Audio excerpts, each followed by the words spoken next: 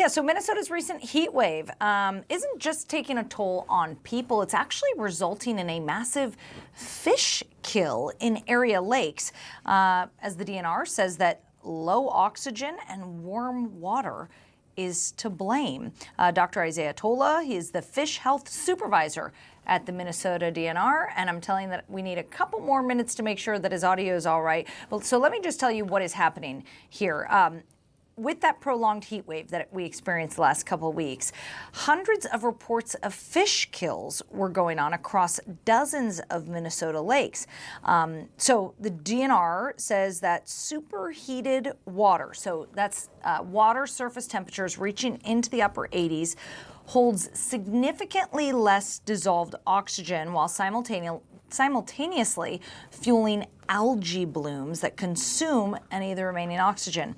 As a result, as you can imagine, that results in a lot of fish dying and washing up on shore. So Dr. Isaiah Tola joins us now. Dr. Tola, very interesting. Tell us what's going on in these lakes after the heat wave. I'm not sure he can hear us. I can hear you. Can you Yes. hear me? Great. Okay. Yeah, so just let us know what is going on in these lakes right now with that extreme heat that we experienced over 10 days. Yeah, so generally what we see with fish mortality events across the state is that there's usually a pulse of events right after the winter conditions. And then we'll see another pulse of events in the summer. This summer, we have kind of an interesting case where we're seeing a second, more severe pulse of fish mortality events across the state.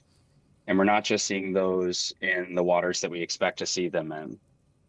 Generally, we see more events in the metro area and lakes that have more severely impaired water quality. But the current pulse is affecting more fish in lakes that have higher water quality. And generally, we're seeing that the species are affected are ones that are more sensitive to high thermal conditions. Why do you think that is? I mean, why are you seeing more now than you have before and in lakes with higher water quality? Well, as a lot of your viewers are probably aware, water temperatures have been increasing across the last 50 years in Minnesota. So we've seen about a 4-degree temperature increase in Fahrenheit, 3.78 degrees. And we've lost about 14 days of ice cover in Minnesota. So this summer is no exception to that rule. It's a really warm summer with a kind of record, heat wave that's going on right now. And because of that, we've seen an increase, 30% increase in mortality events in the last week over a 4-day period. But it's not unusual to have a hot July. July is generally the hottest month on record, and we didn't set any records. I mean, we've seen longer stretches of 90-degree weather. So why now? Yeah, so generally we do have, that kind of one sort of peak of high temperatures that's coincides with fish mortality events across the state. Right now, we're kind of seeing those like this double peak of high temperatures, and that's causing, high water temperatures in rivers and lakes across the state. I would imagine that, especially Minnesota fish, are used to temperature fluctuations. I mean, they live in the lakes, most of them, unless they migrate through the streams and the rivers. Most of them live out the winter in the lakes when the lakes freeze, and then they're here in the summer when the water is, in the 80s. So I imagine they're used to the water fluctuation. Is it just the algae bloom that's really impacting?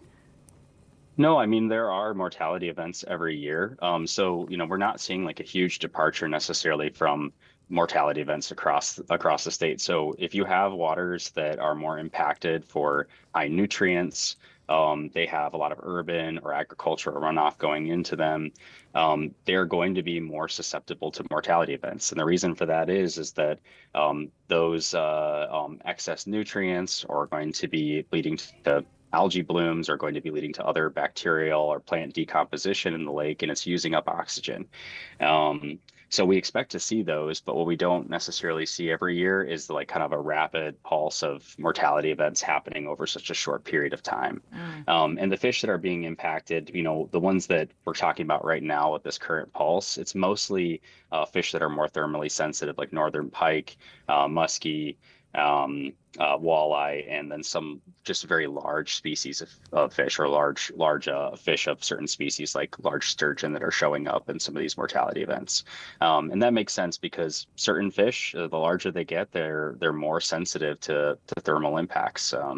Basically, their gill to body surface ratio becomes less favorable as they get older, and so they're more sensitive. Interesting. Is there a certain type of waterway that's more susceptible to this? I mean, I'm imagining maybe shallow lakes, but what are you guys seeing? Yeah, so I mean, shallow lakes for sure. Also, as I've mentioned before, lakes that have nutrient impairments. So if you go to Lake Finder and you look up your lake of interest, the one that you're interested in, especially if you're in the metro, and look at the water quality tab, you can see exactly what I'm talking about when it comes to the water quality and lake health data. So those lakes are going to be more susceptible. One really interesting one we just recently visited is a lake that has relatively good water quality, Lake Peltier, and it has a dam that feeds into a shallow lake downstream, George Watch. And that dam is actually a structure that impedes movement of fish between the two lakes. It's just, part of the nature of living in landscapes that are dictated by people, that sometimes we build structures that get in the way of wildlife. So in this case, we saw a lot of large, really nice northern pike that were trying to leave George Watch Lake, and they're moving towards the dam that has kind of this waterfall, better dissolved oxygen conditions, better water temperature right there. And so a lot of those fish all piled up in a place where they're really visible to the public, and then they died there and weren't able to reach any cooler water. Interesting. Is this going to change anything for anglers across the state, or should they change their habits because of this happening? I mean, it's hard to say. I would say that a lot of really dedicated anglers who are targeting some of these more sensitive species, people who are going after trophy-sized muskie or sturgeon, are well aware of the risks of fishing during excessively warm temperatures. First off, you're just not going to have as good of a fishing trip in some cases.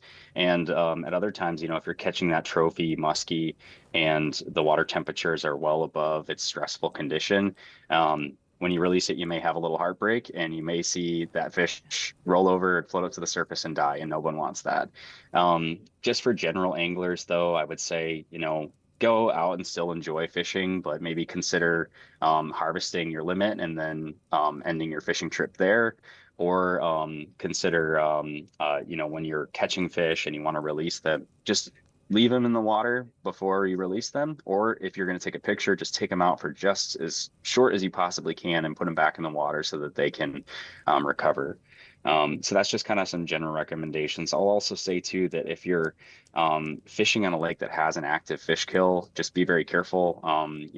Any lake that has a bunch of decomposing animals in it is going to have increased bacterial loads. There could be harmful algal blooms there that have some health concerns. So, contact Department of Health if you have questions. But, be real careful fishing in lakes that you see thousands of dead fish on. I think that maybe goes without saying, but you'd be surprised. Well, and I was going to ask you about recreational use, swimmers, boaters. Is there anything that they should be paying attention to? Obviously, if you see a bunch of dead fish in the water, don't swim. But maybe it's not as visible, if you're out in the middle of the lake. What do you want those recreational users to know? I mean, definitely check out Pollution Control Agency and Department of Health have some really good websites that specifically address harmful algal blooms. There are a number of websites that will actually tell you what like the microcystin levels are at beaches, popular beaches around the metro area. So check those resources and make sure that the water is safe to swim in. I'm a fish guy at DNR, so I'm not really going to speak to public health too much, but it's something that people should be aware that those resources exist, and they can check them and see what the safety is when you're thinking about planning that swimming trip or wading trip. So. And what about the dead fish? I mean, when you're seeing a bunch of fish wash up on shore, Is the DNR just leaving them there, or is there another use for those fish? I'm thinking like fertilizer, or I don't know, like donating them for feed or something. Yeah, I mean, this question comes up a lot, and I think first off, DNR doesn't go and clean up dead fish. I mean, there's just sort of some issues with our ability to get staff out to that. We have a lot of other work that we're doing, and going out and cleaning up fish is probably not something that the public really wants us to do. It's not necessarily a super feasible task. Now, I will say that another issue with kind of leaning on natural resource staff to go and do fish cleanups is that a lot of these fish are dying because of the like these chronic issues with nutrient impairments and other water quality issues in lakes. And so, kind of eating up more of our natural resource management staff time to go and clean up fish is probably not going to be in the best interest of trying to work towards improvement of water quality in those areas, which is, maintaining habitat, maintaining healthy populations of fisheries is really what we're focused on. Cleaning up the mess after a population is impacted by poor water quality and then dies is probably a poor use of time. Okay, we're back in average temperatures now, but what if that extreme heat returns? Yeah, so if that extreme heat returns, I think that we're going to be in for more of these reports. It's, like I've said before, we're kind of at a level right now where we're having still a relatively normal year, except for this current pulse of like a lot of events all at the same time. So we would expect to see more mortality events across the state. Probably what we'll see too is that right now we're just looking at events that for the most part are involving sensitive species, but we'll start to see some of those more resistant species start to die off. Some more cases that involve primarily carp or panfish, bass, these more what we call like warm water species. You might start to see those show up in these mortality events if conditions don't improve. Okay, so interesting. Dr. Isaiah Tolo, the fish health supervisor with the Minnesota DNR. I so appreciate you joining us. Yeah, thank you for your time. All right.